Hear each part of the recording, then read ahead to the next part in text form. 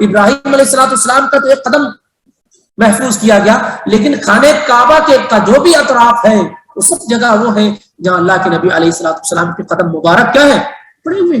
کوئی جگہ ایسی نہیں ہوگی پاس کی جہاں آپ صلی اللہ علیہ وسلم کے قدم مبارک نہ ہو. تو ساری جگہ چومنے چاٹنے کی ہوگی اگر یہ شریعت اور دین ہو جائے تو. لیکن پورے گھر پورے اس میں اللہ کے گھر میں جس سے بہتر کوئی جگہ نہیں ہے. چومنے کا جو ثبوت ہے وہ کیا ہے؟ حجر اسود. حجر اسود کو چومنے کا ذکر ہے، اور وہ بھی اللہ رحمتوں کی بارشیں نازل فرمائے امیر المومنین عمر بن خطاب رضی اللہ تعالیٰ عنہ پر کہ انہوں نے وہ باتیں بیان کر دی تاکہ لوگ اس پر اعتراض نہ کر سکے کہ تم بھی تو پتھروں کی پوجا کرتے ہوئے اس کو چومتے چاٹتے ہو. کہا طواف کرتے انی لعالم انک حجر، صحیح بخاری کی، میں خوب جانتا ہوں کہ صرف تو ایک پتھر ہے. لا تضر ولا تنفع، تجھے اس لیے نہیں چھوتے ہیں کہ تو ہمیں فائدہ پہنچائے ہمیں نقصان دے، تم میں یہ صلاحیت ہرگز نہیں ہے. ولولا انی رأیت رسول اللہ صلی اللہ علیہ وسلم یقبلک ما قبلتک، اگر میں نے اپنے نبی جناب محمد رسول اللہ صلی اللہ علیہ وسلم کو تمہیں چومتے ہوئے نہ دیکھا ہوتا تو میں تمہیں ہرگز نہ چومتا. تو جو چیز چومی جائے گی پورے اللہ کے گھر میں صرف حجر اسود ہے. کیا ہے؟ حجر اسود ہے. اور جس کو چھوا جائے گا وہ رکن یمانی ہے، جو حجر اسود سے پہلے کا جو پلر ہے یمن کی طرف. اگر آپ طواف کر رہے ہیں اور آپ کو موقع ملے تو دائیں ہاتھ سے آپ صرف چھو دیں اسے، بس اگر موقع ملے، نہیں تو گزر جائیں گے. سنن ابن ماجہ کی روایت ہے، آپ کے لیے فائدہ مند ہو سکتی ہے، کیونکہ ہم ایسی جگہ سے آتے ہیں جہاں چومنے چاٹنے کا وہ مزاج ہے کہ بس کچھ کہنا ہی نہیں. آپ باب السلام پہ جائیں گے تو ایک مکتبہ لائبریری کہتے ہیں کہ نبی صلی اللہ علیہ وسلم کی پیدائش کی جگہ ہے، حالانکہ بے بنیاد ہے، کوئی ثبوت نہیں اس کا.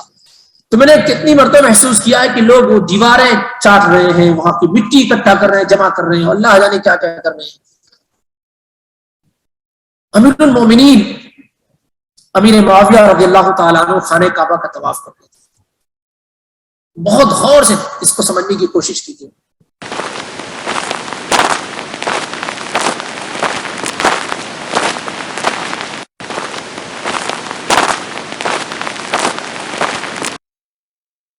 الحمدللہ رب العالمین والصلاة والسلام علی اشرف الانبیاء والمرسلین نبینا محمد وعلی آلہ وصحبہ اجمعین ومن تبعهم بإحسان الى یوم الدین. اما بعد، اللهم صل على محمد وعلى آل محمد كما صليت على إبراهيم وعلى آل إبراهيم إنك حميد مجيد. اللهم بارك على محمد وعلى آل محمد كما باركت على إبراهيم وعلى آل إبراهيم إنك حميد مجيد. اللہ کے رسول صلی اللہ علیہ وسلم کی زندگی جو نبوت سے پہلے تھی اس کے متعلق ہم اور آپ گفتگو کر رہے ہیں، اور پچھلے ہفتے میں نبی علیہ الصلوۃ والسلام کی شادی وغیرہ سے لے کر کے آپ کی اولاد کا اور ان کی اولادوں کا مختصر ذکر ہوا. آج انشاءاللہ رب العالمین ایک اہم چیز جو آپ صلی اللہ علیہ وسلم کی نبوت اور رسالت سے پہلے ہوئی وہ ہے خانہ کعبہ کی تعمیر کا معاملہ، جو اللہ کے نبی صلی اللہ علیہ وسلم کی زندگی کا ایک اہم معاملہ ہے. خانہ کعبہ کی تعمیر. جب آپ صلی اللہ علیہ وسلم 35 سال کے ہو گئے تو قریش نے خانہ کعبہ کی تعمیر اثر نو کرنی چاہیے، کیونکہ عمارتیں بڑی بوسیدہ اور پرانی ہو چکی تھی اور سیلاب وغیرہ آنے کی وجہ سے یہ ڈر اور خوف تھا کہ کہیں خانہ کعبہ ڈھا نہ جائے. تو قریش اس بات پر متفق ہوئے کہ خانہ کعبہ کی تعمیر کی جائے، اور اس بات پر بھی متفق ہوئے کہ صرف حلال روزی ہی اللہ کے گھر میں لگائی جائے. اس بات پر بھی متفق ہوئے کہ اس میں کسی بھی طرح کے حرام مال کی آمیزش نہیں کی جائے گی. خانہ کعبہ یہ اللہ رب العالمین کا سب سے پہلا گھر ہے اس روئے زمین پر. اللہ کے نبی جناب محمد رسول اللہ صلی اللہ علیہ وآلہ وسلم سے پوچھا گیا، صحیح بخاری اور مسلم میں ابو ذر الغفاری رضی اللہ تعالیٰ عنہ سے روایت مروی ہے کہ انہوں نے پوچھا ایو مسجد اضیع فی الارض اول، اے اللہ کے پیغمبر اس روئے زمین پر سب سے پہلی کون سی مسجد بنائی گئی؟ تو آپ صلی اللہ علیہ وسلم نے فرمایا المسجد الحرام، اس روئے زمین کی سب سے پہلی مسجد مسجد حرام ہے. وہ کہتے ہیں کہ کل تو ثم ایو یا رسول اللہ، پھر اس کے بعد کون سی مسجد بنائی گئی؟ تو آپ نے فرمایا المسجد الاقصی، دوسرے نمبر پہ جو مسجد بنائی گئی وہ اقصی، اقصی کے معنی دوری کے، کیونکہ مسجد حرام سے مسجد اقصی کیا ہے؟ دور۔ پھر میں نے پوچھا کم بینہما، دونوں مسجدوں میں کتنا ڈیوریشن ہے، کتنا فاصلہ ہے؟ فاصلہ مطلب کتنے سالوں کے فاصلے میں بنائی گئی؟ تو آپ وسلم فرماتے ہیں 40 سنۃ، 40 سال کا فاصلہ ہے۔ مسجد حرام مسجد اقصی سے 40 سال پہلے بنائی گئی ہے، یہ بخاری اور مسلم کی روایت ہے۔ البتہ اس بات میں کافی اختلاف ہے کہ کعبہ کو سب سے پہلے کس نے بنایا، اس میں کافی اختلاف ہے کہ کعبہ کو سب سے پہلے کس نے بنایا۔ اس میں کئی اقوال ہیں۔ ایک قول یہ ہے کہ فرشتوں نے بنایا، اور یہ امام ابو جعفر الباقر رحمۃ اللہ علیہ کی رائے ہے کہ سب سے پہلے آدم علیہ السلام نے بنایا۔ دوسری رائے یہ ہے کہ آدم ملائکہ نے بنایا، پہلی رائے کیا ہے؟ ملائکہ اور فرشتوں نے بنایا۔ دوسری رائے یہ ہے کہ آدم علیہ السلام نے بنایا، اور یہ رائے ہے عطا بن ابی رباح کی، سعید بن مسیب کی، اور اسی طریقے سے ابن حجر کی، ابن الجوزی کی، اور موجودہ وقت میں امام شنقیطی رحمۃ اللہ علیہ کی۔ تیسری رائے یہ ہے جو سب سے زیادہ مشہور اور معروف ہے، اور وہ یہ ہے کہ اسے سیدنا ابراہیم علیہ السلام نے بنایا، اور یہ رائے ہے امام ابن قیم کی، امام ابن تیمیہ کی، اور امام ابن عثیمین رحمۃ اللہ علیہ اور دیگر علماء کی۔ اور ایک رائے یہ بھی آتی ہے کہ شیش علیہ السلام نے بنایا، شیش یہ آدم علیہ السلام کے صاحبزادے اور لڑکے۔ ان تمام اقوال میں جو رائے علماء کی مضبوط معلوم ہوتی ہے، وہ کون سی رائے ہے؟ وہ رائے ہے آدم علیہ السلام کے بنائے جانے کی۔ وہ رائے کس کی ہے؟ مشہور زیادہ ہے ابراہیم علیہ السلام کی، لیکن اگر غور و فکر کرتے ہیں تو وہ رائے جس میں یہ ہے کہ سب سے پہلے آدم علیہ السلام نے بنایا، یہ رائے زیادہ مضبوط اور استحکام معلوم ہوتی ہے۔ اس کی کئی وجہ ہے، اس میں کئی جواب تو آپ خود دیں گے۔ آپ کو یاد ہوگا کہ جب اسماعیل علیہ السلام چھوٹے تھے، تو ابراہیم علیہ السلام اپنے بیٹے اور اپنی بیوی ہاجر کو کہاں چھوڑ کر گئے تھے؟ مکہ۔ کب کتنے بڑے تھے؟ چھوٹے تھے پھر اس وقت۔ قال ربنا انی اسکنت من ذریتی بواد غیر ذی زرع عند بیتک المحرم، اے اللہ میں اپنی اولاد کو، اپنی بیوی کو تیرے محرم مقدس گھر کے پاس چھوڑ کے جا رہا ہوں۔ اس وقت اسماعیل السلام چھوٹے تھے، اور جب گھر بنایا اللہ کا تو بڑے تھے، ان کے ساتھ شامل تھے۔ یہ بڑی دلیل ہے کہ یہ گھر پہلے سے بنا ہوا تھا، یہ گھر کیا پہلے سے بنا ہوا تھا۔ ایسے ہی جو الفاظ اللہ تعالیٰ نے استعمال کیے ہیں وہ ہے کہ وَإِذْ يَرْفَعُ إِبْرَاهِيمُ الْقَوَاعِدَ مِنَ الْبَيْتِ وَإِسْمَاعِيلُ، کہ جب یاد کرو اس وقت کو جب ابراہیم علیہ السلام بنیادوں کو اٹھا رہے تھے، بنا رہے تھے اس کو۔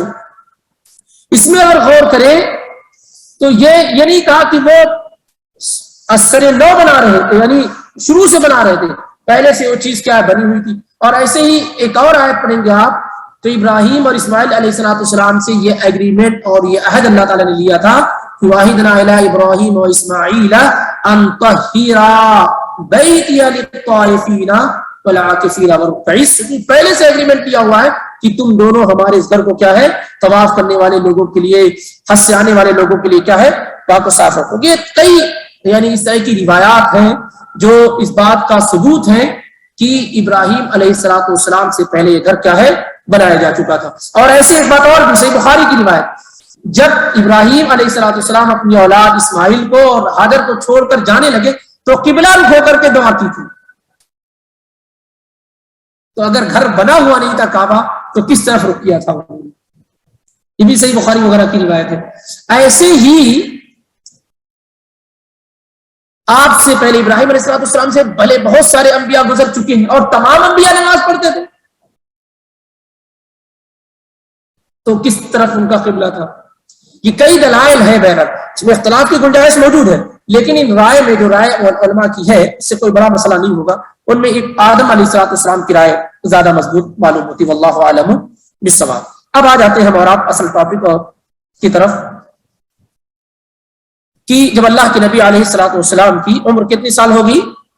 35 سال کی ہو گئی تو قریش کے لوگوں نے، مکہ کے لوگوں نے خانہ کعبہ کی تعمیر کرنی چاہیے، اور اس کے لیے یہ طے ہوا کہ صرف حلال روزی ہی استعمال کی جائے گی. مسئلہ آیا کہ خانہ کعبہ کو ڈھائے کون؟ ہر آدمی ڈرا اور سہما ہوا ہے. اب رہا ڈھانے کے لیے آیا تھا تو کیا حشر ہوا؟ تاریخ تو بالکل نئی تھی، ابھی 30-35 سال ہی گزرے تھے، اور پھر خانہ کعبہ کا جو تقدس ہر کافروں کے دلوں میں تھا، مشرکوں کے دلوں میں تھا. تو اس ڈر اور خوف کی وجہ سے کوئی خانہ کعبہ کو ڈھانے کے لیے تیار نہیں ہو رہا. یہ بات تو طے ہو گئی کہ بنانا ہے، تو بنانے کے لیے تو گرانا پڑے گا. ولید بن مغیرہ مخزومی نے کہا کہ بھائی ڈرتے کیوں ہو؟ ہم تو صرف خیر و بھلائی چاہتے ہیں. اور اس نے سب سے پہلے خانہ کعبہ کو گرایا. لوگوں نے انتظار کیا، ویٹ کیا کہ اس پر کوئی آفت اور مصیبت نہیں آئی ہے، تو پھر لوگ کیا اس میں شامل ہوئے اور خانہ کعبہ کو اٹھا دیا گیا. خانہ کعبہ کو اٹھا دیا گیا اور بالکل نیچے تک کیا گیا. اس میں بہت سارے قبیلے کے لوگ شریک ہوئے. خود اللہ کے نبی صلی اللہ علیہ وسلم بھی کیا ہے اس میں شریک رہے. اور آپ بھی جو اجیاد ہے نا، وہاں جا کر وہیں سے لوگ پتھر لے کر آتے تھے. نبی علیہ السلام بھی جا کر کے وہاں سے پتھر لے کر آتے تھے. آپ کے چچا عباس بن عبد المطلب بھی تھے. اور یہی وہ موقع ہے کہ جب عباس رضی اللہ تعالیٰ عنہ نے کہا کہ آپ اپنے اظہار کو اوپر رکھ لیجئے، باندھ دیجئے، تو اللہ کے نبی صلی اللہ علیہ وسلم نے ایسا کیا اور آپ غشی کھا کر گر گئے اور آپ جو ہے نیکڈ ہو گئے. اور جابر بن عبداللہ رضی اللہ تعالیٰ عنہ کی روایت ہے کہ پہلی مرتبہ اور آخری مرتبہ یہی ہے جب آپ کو نیکڈ دیکھا گیا، پھر کبھی آپ کو نیکڈ نہیں دیکھا گیا. تو اسی خانہ کعبہ کی تعمیر کے موقع پر جب آپ پتھر لا رہے تھے تو اسی موقع پر کیا ہے آپ بے پردہ ہو گئے تھے، آپ کا اظہار کھل گیا تھا. اور آپ یہ بتایا گیا اس سے پہلے بھی کہ اس زمانے میں کپڑے اس طریقے سے نہیں پہنے جاتے تھے، چادریں ہوا کرتی تھی، جیسے احرام نہیں ہے یہی لباس ہوا کرتا تھا، سلے گلی. تو اس میں ہمیشہ ڈر خوف لگا رہے گا، کسی کا کبھی کہیں بھی کھل سکتا ہے، بہت احتیاط کی ضرورت ہوتی ہے. اب ہم لوگوں کے پاس بیلٹ وغیرہ ہوتے ہیں، ساری کی ساری فیسلٹیز ہوتی ہیں، اس زمانے میں بھی نہیں تھی اور اتنے بہترین لباس بھی نہیں ہوتے تھے، تو بہت ڈر ہوا کرتا تھا. اور چادریں بھی لوگوں کے پاس بہت زیادہ نہیں ہوا کرتی تھی. ایک غربت اور تکلیف کا زمانہ تھا. اور ابو ہریرہ رضی اللہ تعالیٰ عنہ کہتے ہیں جو ہمارے ہاں اصحاب صفہ جو مسجد نبوی کے اندر چبوترے پر علم حاصل کرتے تھے، ان کے پاس ایک چادر ہوتی تھی، کسی کے پاس دو چادر نہیں ہوتی تھی. وہ بھی اتنی بڑی نہیں ہوتی تھی کہ نیچے تک چلی جائے. کہتے ہیں ایسے کندھے برک کر کے پھر یہاں تک آتی تھی تو ہم اس کو باندھ لیتے تھے یہاں سے، تاکہ کسی وقت ہوا وغیرہ کی وجہ سے شرمگاہ کا حصہ کھل نہ جائے یا اسے اس پر نظر نہ پڑ جائے. باقی رہا انڈر ویئر وغیرہ یہ تو اس زمانے میں تھا ہی نہیں، یہ سب چیزیں جو اس وقت موجود ہیں. المہم یہ ہے تو اللہ کے رسول صلی اللہ علیہ وسلم کے ساتھ یہ معاملہ ہوا اور آپ اس میں کیا شریک رہے. بخاری مسلم کی روایت سے ثابت ہے. البتہ یہ ہے کہ جب انہوں نے بنانا شروع کیا تو جتنا حصہ بنا ہوا آسانی ہے بتانے میں، یہ چاروں طرفہ مربع جس کو کہہ سکتے ہیں، چاروں طرف سے اتنا بنایا انہوں نے. اور جو حجر اور حتیم کا ایریا ہے جو شام کی طرف ہے اس کو 5-6 ہاتھ اونچا کیا اور ان کے پیسے ختم ہو گئے، اماؤنٹ ان کا ختم ہو گیا، وہیں پر روک دیا گیا. اس کو بھی شامل کرنا تھا. اور جو ان کے زمانے میں جو خانہ کعبہ تھا وہ بہت اونچا نہیں تھا. کیسے تھا کہ ہم لوگوں کے کندھے یا اس سے زیادہ 9 ہاتھ کا تقریباً تھا. کوئی چھت وغیرہ نہیں تھی، اسی پر ویسے پردے لٹکائے جاتے تھے اور ایسے ہی حجر اسود بھی رکھا ہوا تھا. جب انہوں نے بنایا تو اونچا کیا اور کافی اونچا کیا، اور ڈور جو بنوایا، دروازہ جو بنایا وہ بہت اونچا کر دیا جب قریش کے لوگوں نے بنایا. کیوں؟ تاکہ صرف انہی لوگوں کو داخل ہونے دے جن کے بارے میں یہ چاہے، ہر آدمی داخل نہ ہو سکے. یہ قریش کے لوگوں نے جب بنایا تو ایسے کیا کہ دروازہ کافی اونچا کر دیا. اور ہجر اور حتیم کا جو ایریا بھی نظر آ رہا ہے یہ خانہ کعبہ ہے، لیکن پیسے کم ہو گئے، حلال پیسے کم ہو گئے تو اس کو 5-6 ہاتھ اونچا کر کے چھوڑ دیا گیا. تو ایک تعمیر خانہ کعبہ کو اگر دیکھا جائے تو کئی اسٹیپ میں اس کی تعمیر کی گئی ہے. سب سے پہلے اس بات پہ اتفاق کر لیتے ہیں جو ذکر کی گئی کہ سب سے پہلے اسے آدم علیہ السلام نے ہی بنایا. ابھی یہ مان کے چلے کہ یہ قول زیادہ حق کے قریب ہے، لیکن ہر آدمی جو ابراہیم علیہ السلام والی بات بھی اگر اختیار کرنا چاہے تو کر سکتا ہے. 4 مرتبہ بالکل یقینی ہے جس میں کوئی ڈاؤٹ اور کوئی شبہ نہیں کہ 4 مرتبہ خانہ کعبہ کی تعمیر ہوئی. اس کے علاوہ کتنی مرتبہ ہوئی اس کا صحیح اللہ رب العالمین کا ہے. پہلی مرتبہ ابراہیم علیہ السلام اور اسماعیل علیہ السلام کے ذریعے سے، جس کا ذکر قرآن میں بھی ہے اور صحیح بخاری اور مسلم کی روایت میں بھی ہے کہ آخری مرتبہ جب ابراہیم علیہ السلام آئے اپنے بیٹے ابراہیم اسماعیل سے ملنے کے لیے، اور یہ بات اس سے پہلے ذکر کی جا چکی ہے کہ 4 مرتبہ ملاقات کا ثبوت ہے. پہلی مرتبہ چھوڑ کر گئے، پھر ایک مرتبہ آئے تب وہ جو ہے جب وہ 12-13 سال کے ہوئے جب ان کو ذبح کرنا تھا. پھر ایک مرتبہ آئے تو بیوی ناشکری تھی اور کہا تھا کہ یغیر عتبۃ بابہ، جب آئیں گے تو کہہ دینا کہ اپنے چوکٹ تو چینج کر لیں گے. دوسری مرتبہ اس وقت آئے. تیسری مرتبہ کب آئے؟ شکر گزار بیوی موجود تھی، اس وقت بھی موجود نہیں تھے اور کہا تھا کہ چوکھٹ کو مضبوطی سے پکڑے رہیں گے. چوتھی مرتبہ آئے جب اللہ تعالیٰ نے یہ حکم دیا کہ تم یہ گھر بناؤ، تو ابراہیم علیہ السلام آیا اور کہا کہ اے میرے لختے جگر، ان اللہ امرنی، مجھے اللہ تعالیٰ نے حکم دیا ہے کہ میں ان ابنی بیتا ہاں ہونا، کہ میں یہاں اللہ تعالیٰ کے لیے گھر بناؤں. تو اسماعیل علیہ السلام نے کہا ابو جان، اللہ تعالیٰ نے جو حکم آپ کو دیا آپ اسے کر گزریے. تو کہا کہ وتعیننی، کیا تم گھر بنانے میں میری مدد کرو گے؟ کہا ضرور کریں گے. چنانچہ ابراہیم علیہ السلام اینٹیں رکھتے جاتے اور اسماعیل علیہ السلام اینٹیں لا کر کے دیتے جاتے، اور دونوں یہ دعا پڑھتے رہتے ربنا تقبل منا انک انت السمیع العلیم، ربنا تقبل منا. اس سے پہلے وَإِذْ يَرْفَعُ إِبْرَاهِيمُ الْقَوَاعِدَ مِنَ الْبَيْتِ وَإِسْمَاعِيلُ رَبَّنَا تَقَبَّلْ مِنَّا إِنَّكَ أَنْتَ السَّمِيعُ الْعَلِيمُ. یہ دعا پڑھتے جاتی. تو پہلی مرتبہ بالکل کیا ہے؟ واضح ہے اور ثابت ہے. اور جس پر ابراہیم علیہ السلام چونکہ اونچا انہوں نے کیا تھا، معلوم ہوتا ہے نا کہ کیونکہ اگر آدمی اپنی سائز کا بنائے گا تو پتھر وغیرہ وہ رکھ سکتا ہے، جس سے معلوم ہوتا ہے کہ ابراہیم علیہ السلام نے خانہ کعبہ کی جو تعمیر کی تھی وہ اونچی تھی، کیونکہ اس کے لیے انہوں نے کیا ہے؟ پتھر رکھا تھا. اور جو آج بھی موجود ہے جو مقام ابراہیم کہلاتا ہے، یہ پہلے بالکل حجر اسود سے بالکل قریب ملا ہوا تھا. یہ اتنا دور نہیں ہے جہاں آج ہے، یہ کہاں تھا؟ یہ بالکل ملا ہوا تھا.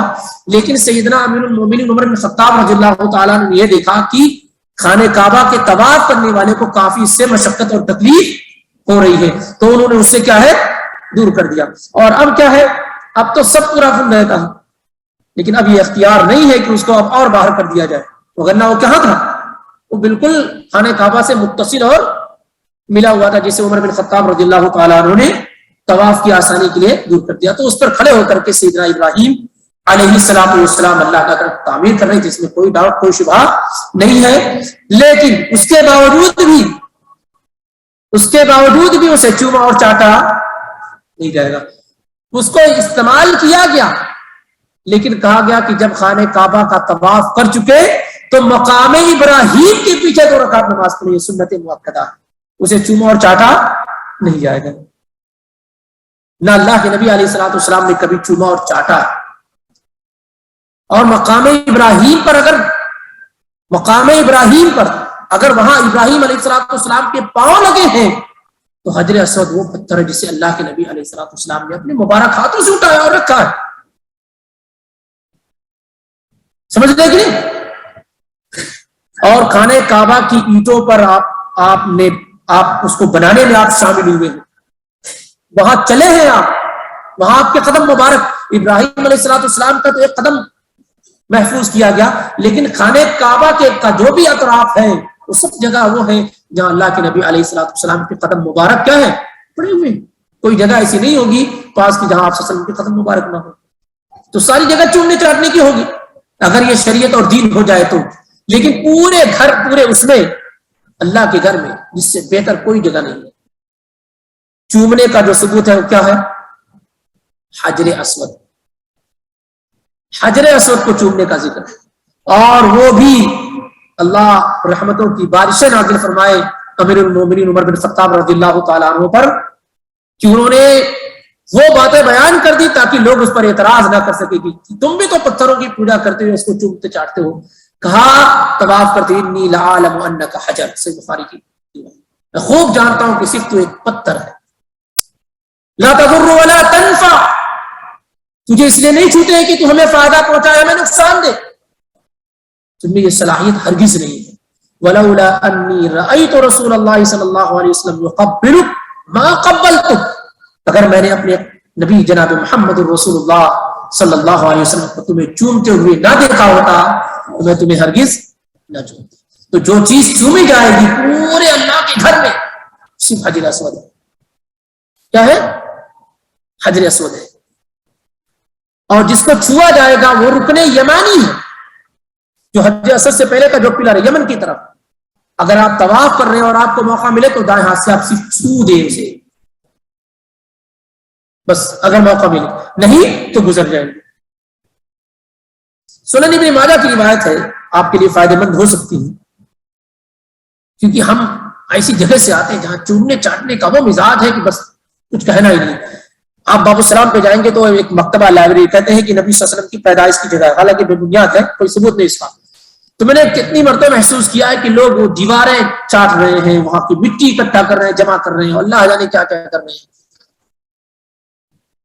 امیر المومنین امیر معاویہ رضی اللہ تعالیٰ عنہ خانہ کعبہ کا طواف کرتے تھے.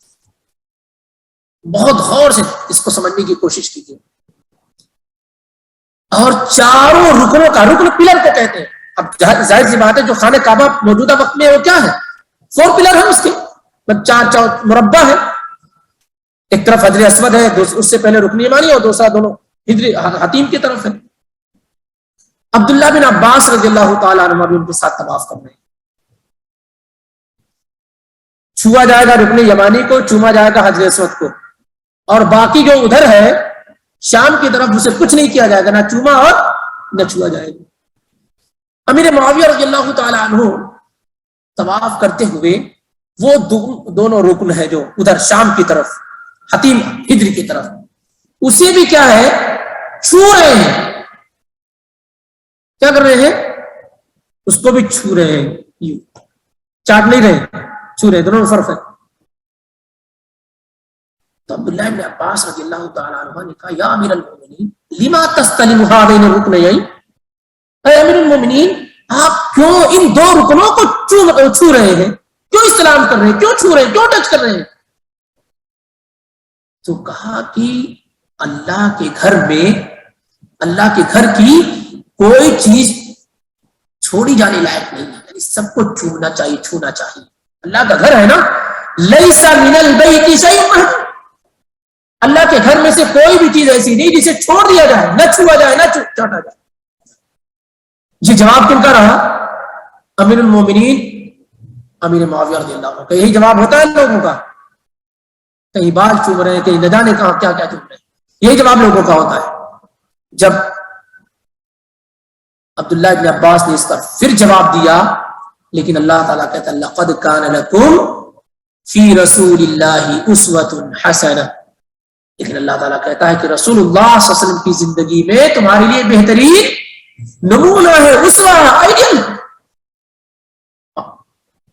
اور اللہ کے پیغمبر نے ان کو نہیں چھوا ہے.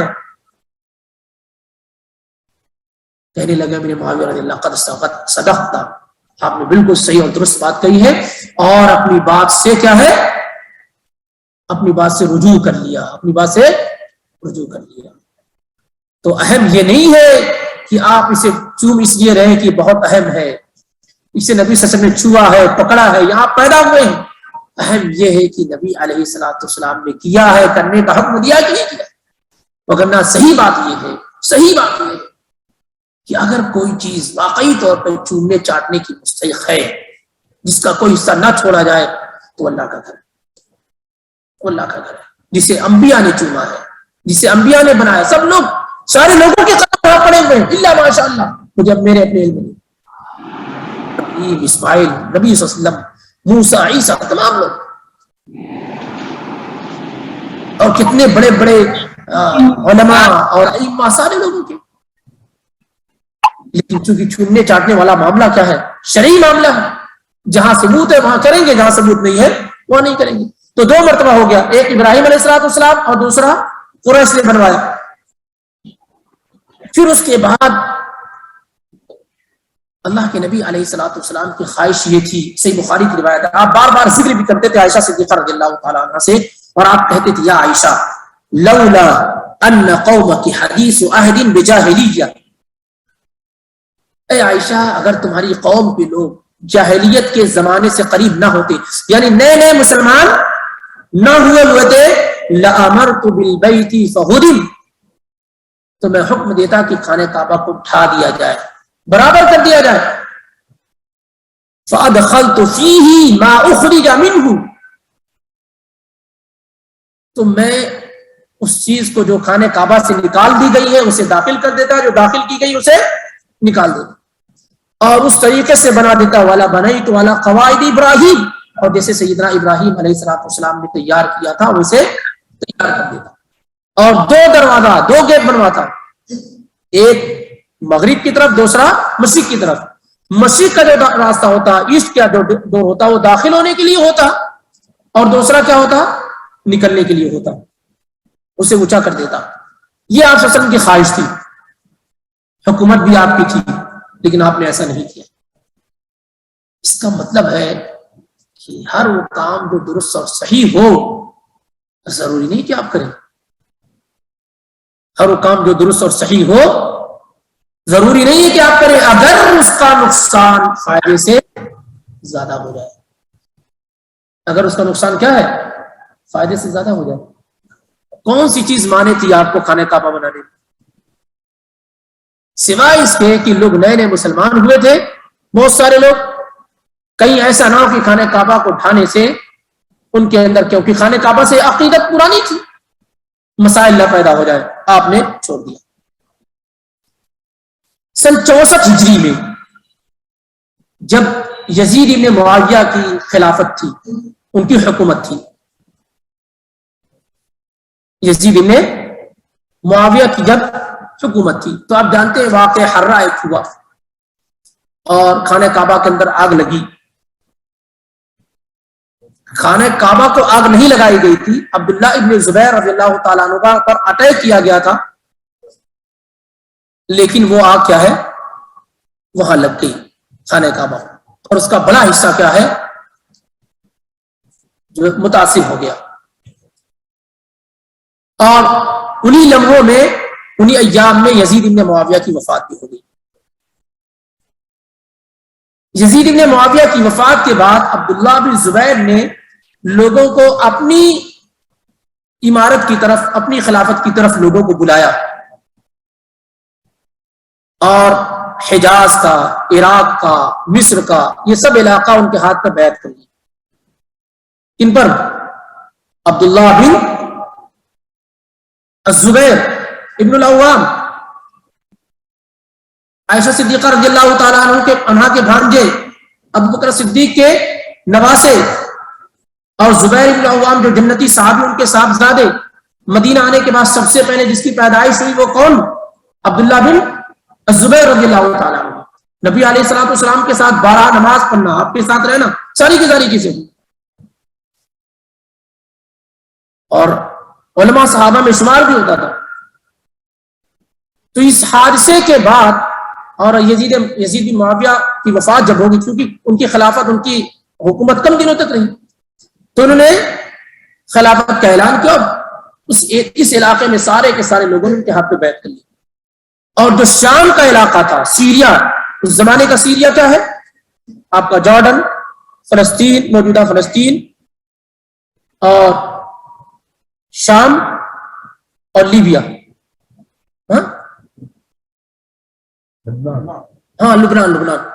لبنان, یہ علاقے شام کے کہلاتے تھے. وہاں پر حکومت امیر معاویہ رضی اللہ تعالیٰ عنہ, یزید بن معاویہ کی وفات کے بعد دوسرے لوگ کرتے تھے, اور یہاں پر حکومت اس علاقے میں عبداللہ ابن زبیر رضی اللہ تعالیٰ عنہ کی تھی. انہوں نے ویسے چھوڑ دیا اور حج کا ویٹ کرتے رہے. عبداللہ بن زبیر رضی اللہ تعالیٰ عنہ نے بنوایا نہیں. 2 وجہ تھی. ایک وجہ یہ ہے کہ لوگوں سے مشورہ کر لیں اور لوگوں کے اندر غیرت دلائیں. دوسرا یہ ہے کہ لوگوں کو بتائیں کہ دیکھو لوگوں نے کیا کیا اللہ کے گھر کے ساتھ، تو بنایا نہیں. جب حجاج آئے دکھایا اور مشورہ کیا. صحیح بخاری کی روایت ہے کہ میں اس کو بنانا چاہتا ہوں، کیا رائے، کیا مشورہ ہے، کس طریقے سے کیا جائے. عبداللہ بن عباس رضی اللہ تعالیٰ عنہ نے کہا کہ میری رائے ہے کہ جو حصہ متاثر ہوا ہے صرف اسی کو کیا ہے درست کرا لیا جائے، پورے خانہ کعبہ کو ڈھایا نہ جائے. تو انہوں نے کہا کہ یہ بتاؤ کہ اگر تمہارے گھر، تم لوگوں کے گھر کے ساتھ ایسا حادثہ ہو تو کیا کرو گے؟ کیا ایسا ہی کرو گے؟ انہوں نے کہا نہیں، انی مستخیر بربی ثلاثہ، میں اپنے رب سے 3 مرتبہ استخارہ کروں گا اور اس کے بعد اپنا کام شروع کر دوں گا. چنانچہ جب 3 دن گزر گئے، استخارہ انہوں نے کر لیا، 3 دن جب گزر گئے اس کے بعد انہوں نے خانہ کعبہ کو گرانا شروع کر دیا. کس نے؟ یہ تیسری مرتبہ ہو رہا ہے جو بالکل متحقق صحیح مسلم عائشہ صدیقہ رضی اللہ تعالیٰ عنہ کی روایت ہے. نہیں، عائشہ صدیقہ رضی اللہ عنہ کی روایت ہے.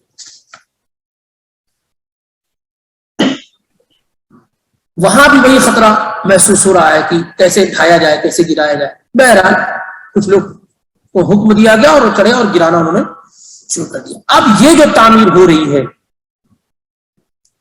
اب یہ جو خانہ کعبہ بن رہا ہے، یہ ہو بہو ویسے ہی بن رہا ہے جیسے اللہ کے نبی صلی اللہ علیہ وآلہ وسلم بنانا چاہتے. ویسے ہی اس کو لمبا اونچا کیا گیا، 2 ڈور بنائے گئے، سارے حتیم کا جو ایریا ہے اس کو خانہ کعبہ میں شامل کیا گیا ہے نا. ابھی جو خالی پڑا ہوا اس کو، اس کی دیواریں بالکل اس کی طرح برابر کی گئی، چھت بنائے گئے، سیم ہو بہو ویسے ہی کیا گیا جیسے اللہ کے نبی جناب محمد رسول اللہ صلی اللہ علیہ وسلم چاہتے تھے. لیکن جب 73 ہجری میں، جب 73 ہجری میں عبداللہ بن زبیر رضی اللہ تعالیٰ عنہ کو قتل کر دیا گیا حجاج بن یوسف وغیرہ کے ذریعے سے، تو اس وقت مکہ وغیرہ کی ذمہ داری حجاج بن یوسف پہ تھی. اس نے عبد الملک بن مروان کو لیٹر لکھا. عبد الملک بن مروان کی حکومت تھی اس زمانے میں شام میں، شام جو ہے یہ کیپٹل تھا. اور حجاج بن یوسف نے کہا کہ یہ جو خانہ کعبہ کی تعمیر عبداللہ بن زبیر نے کرائی تھی، ظاہر سی بات یہ اپوزیشن میں تھے، یہ انہوں نے اپنی مرضی سے کرائی تھی. حجاج بن یوسف نے یہ نہیں کہا کہ خانہ کعبہ کی تعمیر اس طریقے پر کی گئی جو اللہ کے نبی علیہ الصلوۃ والسلام کی خواہش تھی، یہ نہیں بتایا. تو عبد الملک بن مروان نے حکم دیا کہ خانہ کعبہ کو ویسے ہی کر دیا جائے جیسا تھا، سوائے یہ کہ اس کی اونچائی کو باقی رکھا جائے. اور باقی کیا ہے؟ ویسے ہی کر دیا جائے جیسے نبی صلی اللہ علیہ وسلم کے زمانے میں تھا، جیسے بعد کے زمانے میں تھا، جیسے ابوبکر عمر عثمان ولی کے زمانے میں تھا، ویسے کر دیا جائے. پھر یہ 4تھی مرتبہ خانہ کعبہ کو اٹھایا گیا، جو 2 دروازے بنائے گئے تھے بند کیا گیا، اور جو حتیم دکھ رہا آپ کو اس کو توڑا گیا، اور جس شکل میں آپ آج دیکھ رہے ہیں اسی شکل میں کیا گیا.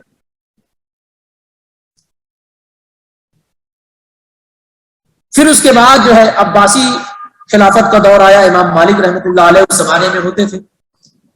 پھر لوگ گئے اور کہا کہ خانہ کعبہ کو ویسے ہی بنانا چاہتے ہیں جیسے نبی صلی اللہ علیہ وسلم چاہتے تھے. تو کہا خلاص بہت ہو گیا، حکومتیں گریں گی، بنیں گی، اور ہر آدمی آئے گا، ایک بادشاہ آئے گا اور خانہ کعبہ کو ڈھائے گا، دوسرا آئے گا پھر بنائے گا، تیسری حکومت آئے گی پھر گرائے گا. تو امام مالک رحمۃ اللہ علیہ کی دور اندیشی، انہوں نے کہا نہیں، جیسے ہے ویسے چھوڑ دیا جائے، وگرنہ حکومتوں کے آنے سے خانہ کعبہ کے ساتھ بالکل کھیل تماشا کیا جاتا. چنانچہ اسی امام مالک رحمۃ اللہ علیہ کی اس رائے اور فتوے کی بنیاد پر آج بھی ویسے ہی قائم ہے جیسے آپ دیکھ رہے ہیں. اس طریقے سے نہیں جیسے اللہ کے نبی صلی اللہ علیہ وسلم چاہتے تھے اور بنانا چاہتے تھے، اس طریقے سے ایک ہی مرتبہ بنایا گیا، عبداللہ بن زبیر نے بنایا اور ان کی شہادت کے بعد پھر ڈھا دیا گیا. پھر ویسا نہیں بنایا جا سکا جیسے اللہ کے نبی صلی اللہ علیہ وسلم چاہتے تھے. اس لیے سب جگہ پر بدلاؤ ہو رہا ہے، لیکن وہ نہیں ہو رہا جو اللہ کے نبی چاہتے تھے صلی اللہ علیہ وسلم. آپ چاہتے تھے 2 ڈور ہو جائے، 2 ڈور نہیں ہے. آپ چاہتے تھے حتیم اور ہجر کو شامل کیا جائے، وہ نہیں ہو سکا.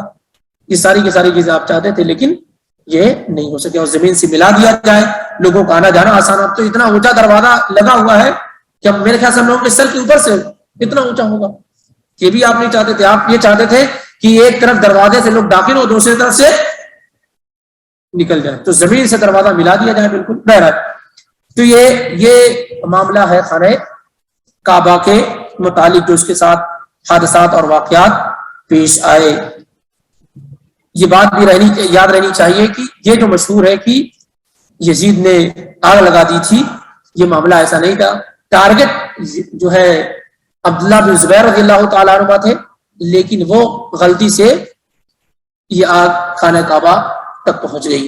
لیکن بہت سا یہ اس سے انکار نہیں کہ جرم ہے، اس سے ایک پیسہ انکار نہیں کہ جرم ہے اور بہت بڑا جرم ہے، اور اللہ تعالیٰ کے ان کو اس کا حساب کتاب دینا. لیکن یہ ہے کہ حقیقت بیان کی جائے کہ ٹارگٹ خانہ کعبہ کو ڈھانا اور گرانا نہیں تھا، بلکہ عبداللہ ابن زبیر پر حملہ کرنا تھا. لیکن وہ اس کا رخ اس کی طرف پھر گیا کیونکہ وہی موجود تھے، اس وجہ سے آگ کا لگ گئی. بہرحال اس سے آج کا یہ درس الحمدللہ اللہ کی توفیق سے سیرت کا یہ مکمل ہوا. اور اب اس کے بعد انشاءاللہ رب العالمین ایک درس ہوگا نبی علیہ الصلوۃ والسلام کی وہ زندگی جو نبوت سے پہلے تھی، اس کا ایک مختصر خاکہ اور نقشہ پیش کیا جائے گا کہ کیا آپ حرام کھاتے تھے، کیا آپ نے بتوں کی سجدہ کی، کس طریقے کی لائف آپ گزارتے تھے نبوت اور رسالت سے پہلے. اس کا ذکر انشاءاللہ آئندہ ہفتے میں آپ کے سامنے کیا جائے گا. اگر کوئی بات سمجھ میں نہیں آئی تو پوچھی جا سکتی ہے.